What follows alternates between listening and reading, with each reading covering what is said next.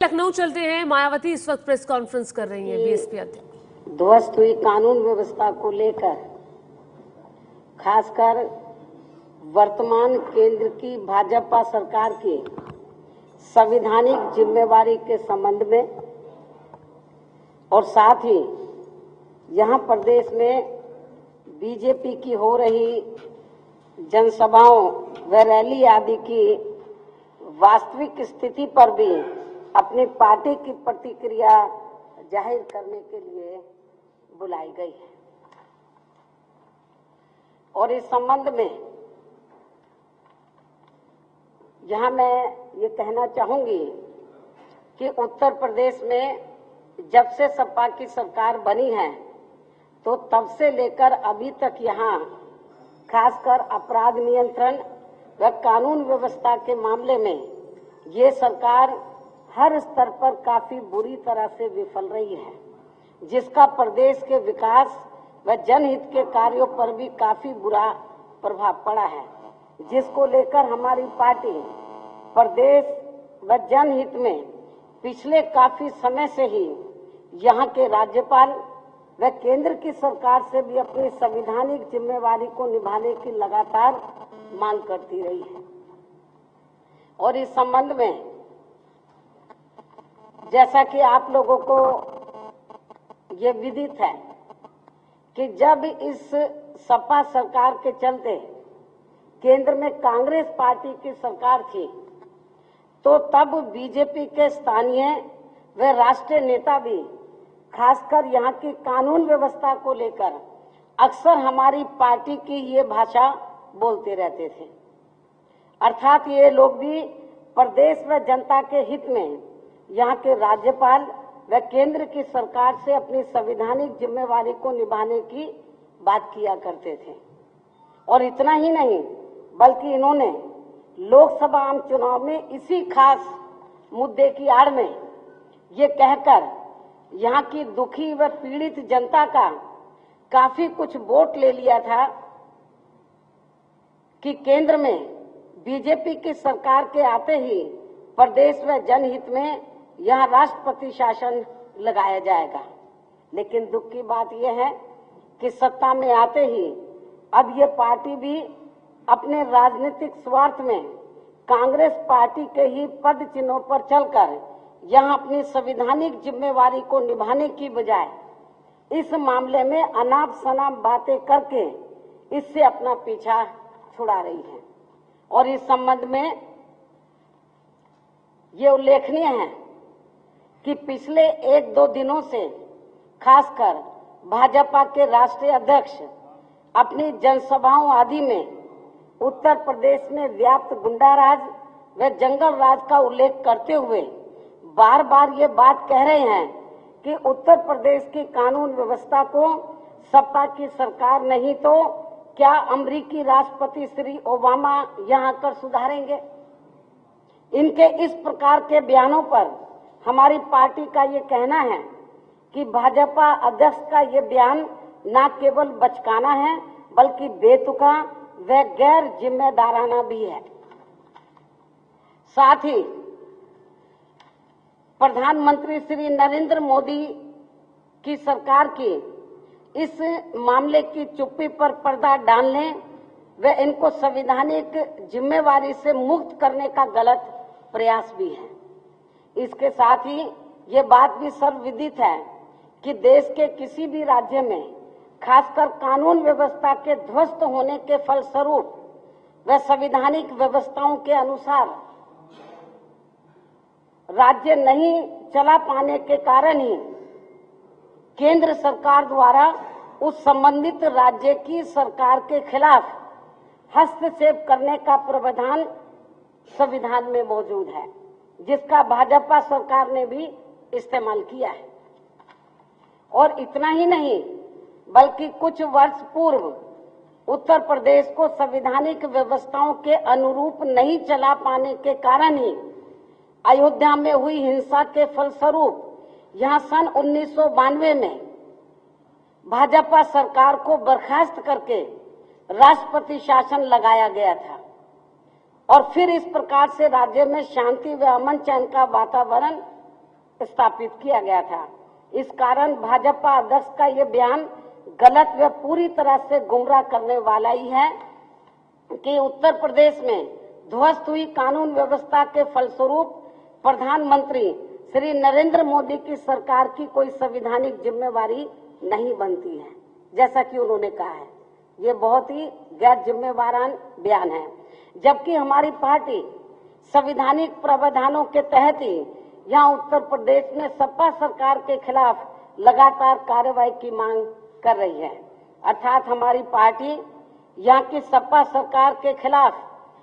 कुछ भी वैसा गैर कानूनी व गैर संवैधानिक काम करने की मांग प्रधानमंत्री श्री नरेंद्र मोदी की सरकार से नहीं कर रही है, जैसा कि अभी हाल में उन्होंने उत्तराखंड राज्य में किया था।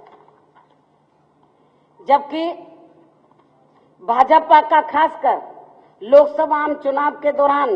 उत्तर प्रदेश की जनता को एक खास आश्वासन था कि केंद्र में भाजपा की सरकार बन जाने पर वह उत्तर प्रदेश की ध्वस्त हुई कानून व्यवस्था के मामले में जरूर दखल देगी।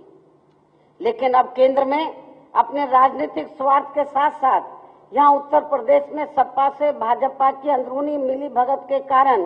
ऐसा कुछ भी नहीं किया जा रहा है, जबकि ये पूर्ण रूप से जनहित व जन कल्याण से जुड़ा हुआ मामला है। और अब वास्तव में ऐसा लगता है कि भाजपा उत्तर प्रदेश में अपनी कमजोर स्थिति के कारण ही न केवल सपा सरकार के खिलाफ कोई कानूनी कार्रवाई करने से गुरेज कर रही है, बल्कि यहाँ इस पार्टी ने अपने चुनावी लाभ के लिए भी सपा से मिली भगत भी कर ली है, ताकि बीएसपी के बढ़ते हुए जनाधार को जो भी संभव हो उसे नुकसान पहुंचाया जा सके। और वैसे भी प्रदेश में भाजपा की बिगड़ी हुई स्थिति का अंदाजा इस बात से भी लगाया जा सकता है कि अब उनकी जनसभा व रैली आदि में भीड़ या तो बाहर से अर्थात नजदीक के लगे राज्यों से यहाँ जुटाई जाती है, या फिर प्रदेश में ही यहाँ कार्यक्रम से जुड़े संबंधित जिले व अन्य नजदीक के लगे सभी जिलों की भी हर विधानसभा की सीट पर 9 व 10 लोगों को टिकट देने का आश्वासन देकर इसकी आड़ में भीड़ जुटाई जाती है। लेकिन इसके बावजूद भी भीड़ जुटाने में सफलता नहीं मिल पाने के कारण ही अब भाजपा ने अपनी जनसभा की बजाय बूथ प्रबंधन कमेटी के नाम पर यहाँ बैठक करनी शुरू कर दी है, जिससे भाजपा के यहाँ प्रदेश में होने वाले विधानसभा आम चुनाव के संबंध में बड़े बड़े दावों का भी काफी कुछ पर्दाफाश होता है, खुलासा होता है। ऐसी स्थिति में मेरा यही कहना है कि बीजेपी उत्तर प्रदेश में खासकर बीएसपी के लगातार बढ़ते हुए जनाधार से अब यहाँ बहुत ज्यादा घबराई हुई है, जिसकी खास वजह से ही अब यहाँ बीजेपी को अपने जनाधार को बढ़ाने के लिए किस्म किस्म के नाटक भी करने पड़े हैं, हथकंडे भी इस्तेमाल करने पड़े हैं, जिनसे इनको राजनीतिक लाभ कम, लेकिन ये जो भी कुछ कर रहे हैं तो इनसे इनको राजनीतिक लाभ कम और नुकसान ज्यादा होगा। इसके साथ साथ बीजेपी व इनके राष्ट्रीय नेताओं द्वारा अपनी ऐसी अनेक और कमजोरियों पर से पर्दा डालने के लिए इस किस्म की जुमलेबाजी व हवाई बयानबाजी आदि करने से यहाँ उत्तर प्रदेश में आगामी होने वाले विधानसभा चुनाव में इनको कोई खास सफलता मिलने वाली नहीं है। इसके साथ ही उत्तराखंड स्टेट की तरह उत्तर प्रदेश व पंजाब आदि राज्यों में भी अपनी विरोधी पार्टियों में खासकर धन व बल के आधार पर तोड़ फोड़ आदि कराने की आड़ में भी इनके द्वारा आए दिन की जा रही इस घिनौनी राजनीति से भी ये पार्टी इन सभी राज्यों में कतई भी सत्ता में आने वाली नहीं है। और इस मामले में इनको विशेष तौर से बिहार प्रदेश से सबक जरूर सीखना चाहिए। हालांकि इस मामले में मुझे बेहद प्रसन्नता है कि खासकर हमारी पार्टी में देश के किसी भी राज्य में आयाराम व गयाराम आदि इस किस्म के लोगों के आने व जाने की वजह से पार्टी के बढ़ रहे जन आधार पर रत्ती भर भी बुरा प्रभाव नहीं पड़ता है। लेकिन वर्तमान स्थिति में खासकर कांग्रेस व अन्य विरोधी पार्टियों को इनके इस घिनौने हथकंडे से अपने लोगों को जरूर सावधान रखना है, ऐसी मेरी इनको सलाह भी है। और वैसे भी उत्तर प्रदेश सहित पूरे देश की जनता ने लोकसभा आम चुनाव में इनके किए गए चुनावी वायदों के अमल में न आने की वजह से इनसे काफी धोखा खा लिया है। ऐसी स्थिति में अब देश में जहां जहां भी विधानसभा के आम चुनाव होंगे तो वहां वे इनके किसी भी वायदे के बहकावे में आसानी से आने वाले नहीं हैं। वहां की जनता इनके किसी भी वायदे के बहकावे में आसानी से आने वाली नहीं है। और खासकर यहाँ उत्तर प्रदेश के लोग तो बीजेपी व इनकी सरकार के कतई भी बहकावे में आने वाली नहीं है। चाहे बीजेपी व इनके सभी संगठनों के बड़े से बड़े नेता आदि लोग यहाँ ओबामा व अन्य और खास लोगों के भी उदाहरण आए दिन क्यों ना देते रहे। इसके साथ ही चाहे बीजेपी एंड कंपनी के ये लोग आए दिन खासकर यहाँ उत्तर प्रदेश में आकर देश के सभी देवी देवताओं व पौराणिक कथाओं एवं सभी छोटे बड़े भगवानों व अयोध्या में राम मंदिर का भी निर्माण कराने आदि के अपने राजनीतिक स्वार्थ में गुणगान करने व इनके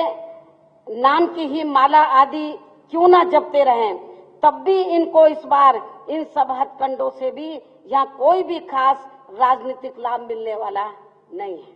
लेकिन इसके साथ साथ इनको यहाँ मैं सलाह के तौर पर ये भी कहना चाहती हूँ, यदि वास्तव में इनको यहाँ उत्तर प्रदेश में होने वाले विधानसभा आम चुनाव में यहाँ की जनता का वोट चाहिए तो इनको इन सब हथकंडों का सहारा लेने की बजाय इन्हें लोकसभा आम चुनाव में यहाँ की जनता को अपने किए गए खासकर गरीब व जनहित से जुड़े सभी चुनावी वायदों को यहाँ प्रदेश में विधानसभा आम चुनाव होने से पहले खास तौर से यहाँ उत्तर प्रदेश में विधानसभा आम चुनाव होने से पहले जमीनी तौर पर जरूर पूरा कराना होगा। लेकिन इनके अब तक के रहे चाल चरित्र व चेहरे से ऐसा नहीं लगता है कि ये लोग यहाँ आसानी से ये सब करने वाले हैं। और